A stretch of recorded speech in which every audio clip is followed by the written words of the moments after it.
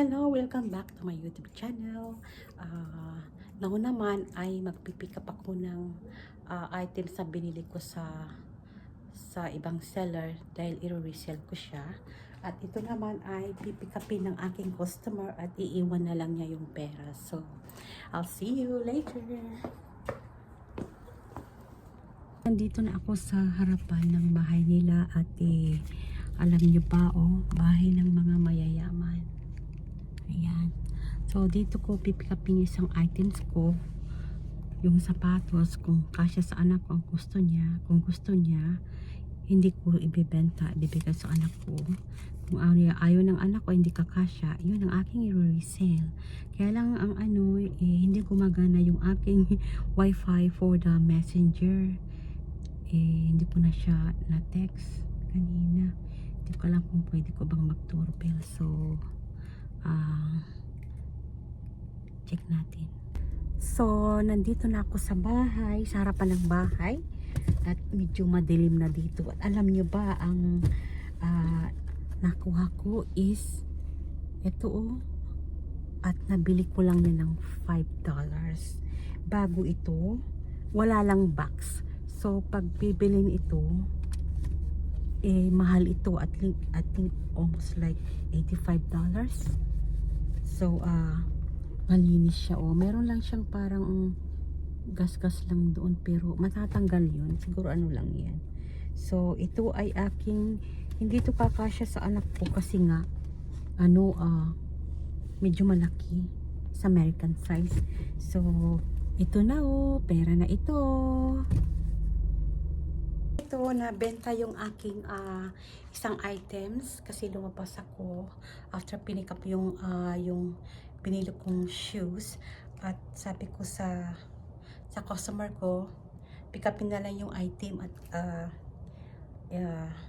ilagay na rin yung bayad niya. So tingnan niyo, papakita ko. Ayan siya. So yan yung kita ko ngayon. Very easy talaga ang business na ito. So, ito, nandito na ako sa kwarto kung saan ako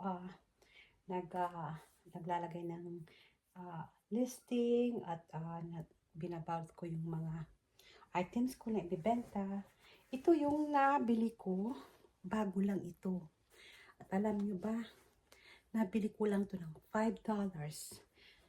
Bago siya. Kaya lang meron siyang kunting dyan, ewan ko kung matatanggal yan. At alam niyo ba, mahal ito. Almost $100 ito pag ibebenta. So, ibigay ko sana sa anak ko, kaso hindi kakasya sa kanya kasi malaking malit yung size ng paa ng anak ko, mas malaki ito. Kaya, mayroon na tayong profit dito. So, for now, so ito yung aking nabenta for today. For today, nakabenta tayo. Kahapon nakabenta ako ng $10. So, yung $5 ay ibinili ko nito.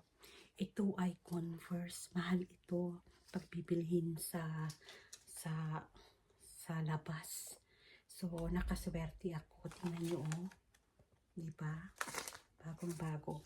So, yung $5 kahapon na nabenta ko, may sobra pang $5.